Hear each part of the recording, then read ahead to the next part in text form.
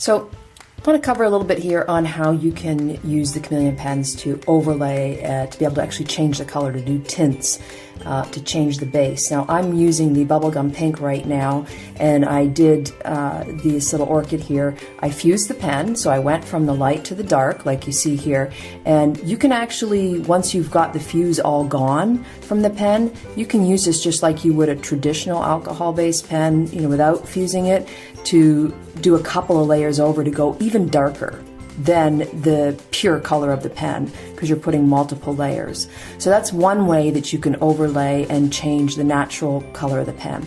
The other one is you can say you find that this pink is great, I like the Bubblegum Pink, but it's a little bright for what I'm looking for. I'd like something a little bit more toned down in a pink. So what I'm going to do is I'm going to fuse my, I'm using the NU1, which is the bisque pen right now. So I'm going to fuse the NU1, and I'm going to get it so it's nice and light, because I want to still keep that light to dark that's happening there. So I'm just going to fuse it, and I'm just going to test it over here on the side to make sure that I'm going nice and light. Now I'm just going to do the same thing as I did before. I'm working the light color over the light color, so you're still a light color. But as you can see, as I'm coloring, and the colors of the NU1 is starting to come out, it's actually adjusting the color of the pink that you see there. So I've just taken that Bubblegum Pink and I've changed it.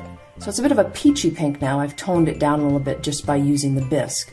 But the bisque on its own is a little bit different color, as you can see. So when you start mixing and blending and overlaying different colors, you can get some really interesting effects. We say there's 20 pens and you can get a ton of different colors with that, but you can even get more when you start using overlays.